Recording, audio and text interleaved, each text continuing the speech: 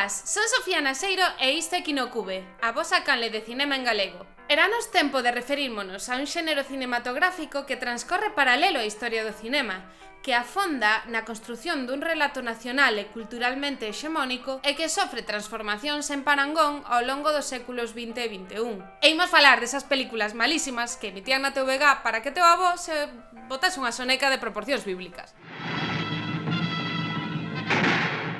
Efectivamente, hoxe toca falar de westerns.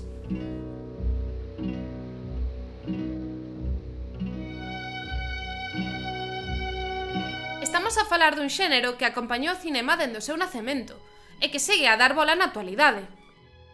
Xa vou avisando de que non me vai chegar un só vídeo. Imos centrarnos no western clásico e pararemos alá polo 1964, ano arriba ano abaixo.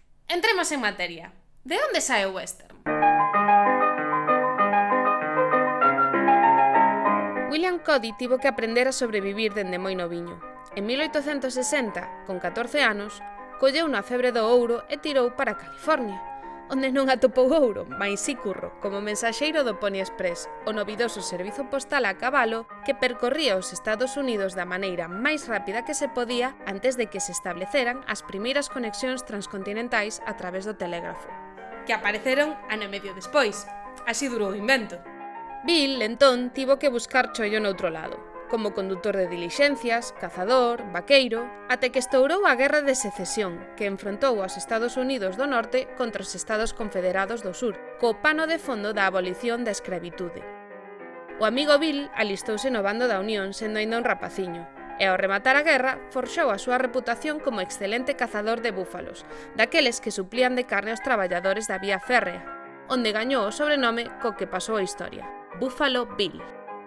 Con 23 anos pillouno por banda un xornalista, Ned Bandline, que fixo da súa vida unha novela por entregas. E a partir daquela dedicouse a vivir do conto.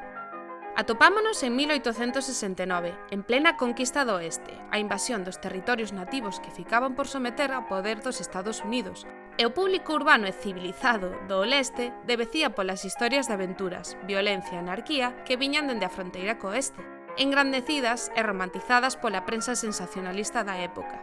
Bill era un frontierman, un buscavidas daqueles que a prensa convertera nun heroe. Con isto quero decir que seguramente nin a metade das cousas que contei antes sobre a súa vida é certo.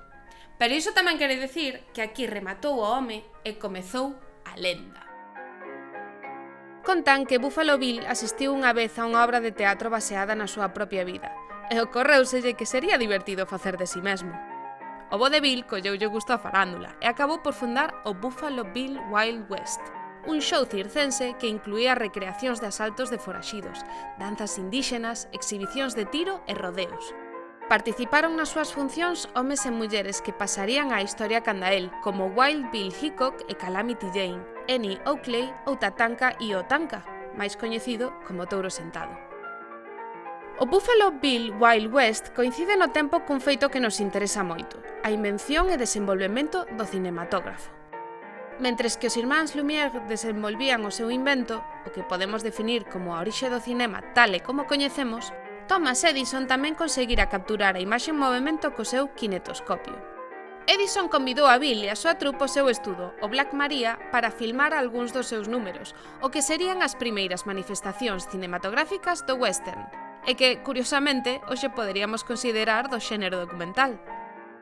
Estamos en 1894, un ano antes da primeira proxección cinematográfica, mais, olliño, só 4 anos despois de que o goberno dos Estados Unidos declarese a conquista do oeste como rematada, que xa non quedaban terras por colonizar e que, polo tanto, desaparecía a fronteira. Os frontiermen e o salvaxe oeste eran cousa do pasado. O Buffalo Bill Wild West chegou a xirar por Europa traéndonos as maravillas daquel mundo novo, hostil e excitante. Precisamente no Vello Mundo, en concreto en Inglaterra, ródase o primeiro western como tal. Que contrariedade, non? E curiosamente xa ten todos os clichés máis rancios das películas do oeste. O que si lle faltaba era, non sei, chispa, calidade. Houbo que agardar a chegada de Edwin S. Porter, un dos mellores directores do cinema nacente, que filmou The Great Train Robbery en 1903, un éxito artístico e comercial para a época. Un western no que Porter fixo uso de todos os recursos dispoñibles para deixar a audiencia en shock a través de efectos especiais, ritmo, suspense e violencia sen filtros. Curiosamente, Porter tamén foi o primeiro en parodiar o xénero nacente, 2 anos despois, con The Little Train Robbery, un remake con crianzas e locomotoras de xoguete. Ai, que riquiños, por favor. O Salvaxe Oeste pasou a ser un dos contextos históricos favoritos do xove cinema silente, incluso aparecendo parodiado nas comedias slapstick de Buster Keaton ou Charlie Chaplin. Agora que xa cubrimos a orixe do western, imos intentar definilo, que hai que falar con propiedade. Que é o que fai que unha película sexa un western?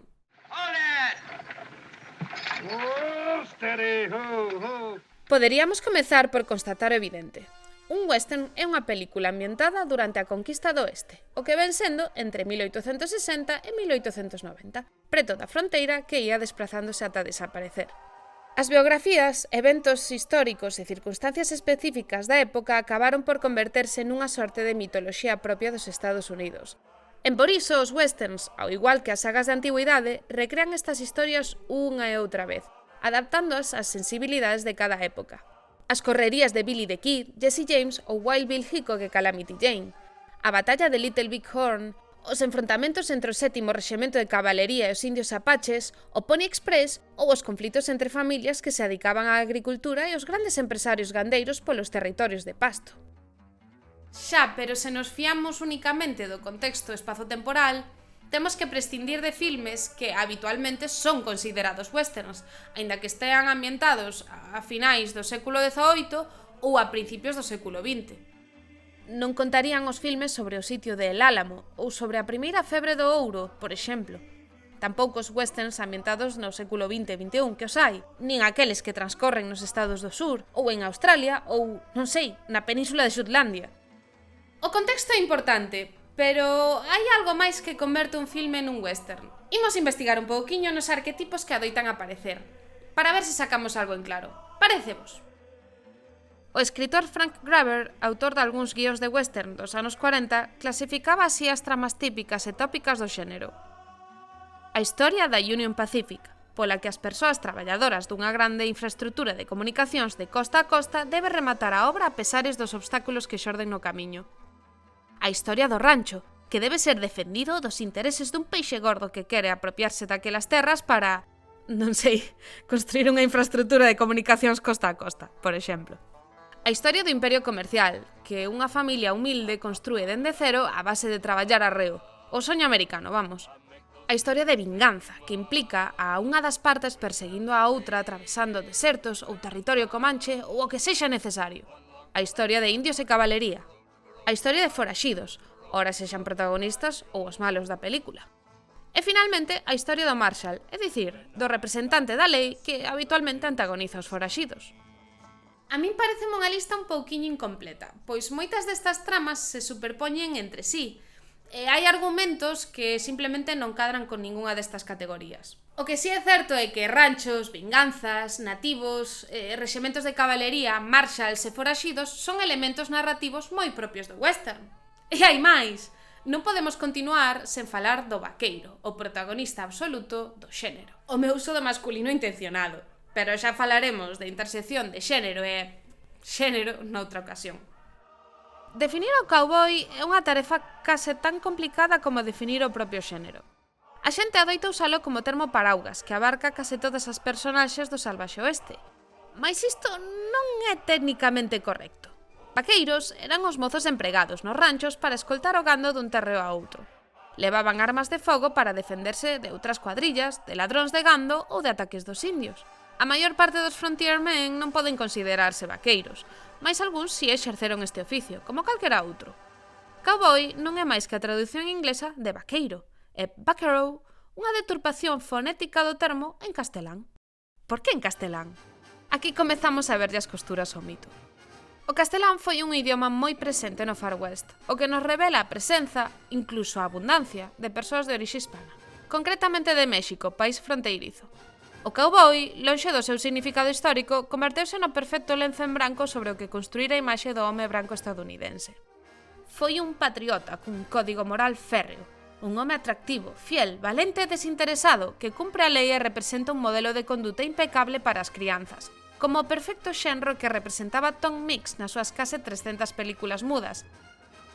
E tamén foi un home de vontade inamovible, quizabes cun escuro pasado ou coa carga dun delito ás súas costas, pero íntegro nos seus principios e cunha idea moi fixa do que é o honor.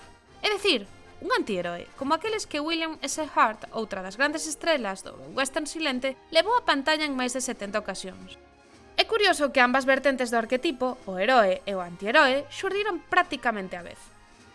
Coa chegada do son, arredor de 1930, podemos falar da primeira caída en desgraza do xénero, debido en parte a que o público xa estaba ate as orellas de cowboys, e en parte por unha cuestión tecnolóxica.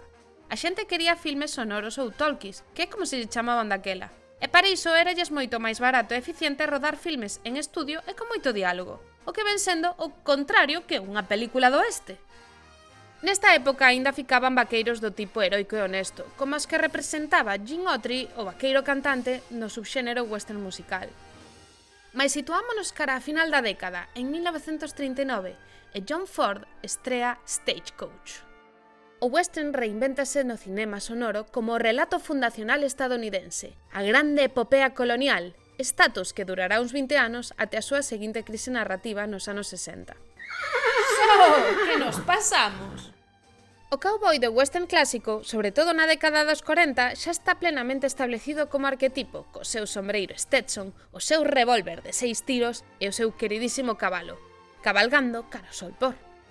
Nunca brillaría tanto como cando encarnou John Wayne nas películas de John Ford, o antiheroe imperfecto, defensor dos desamparados e dos inocentes, sempre que fosen brancos, no que podería proxectarse calquera home estadounidense da época cos mesmos valores, un tanto reaccionarios. Entón é o personaxe do vaqueiro, en sentido amplo, o que mellor define o western?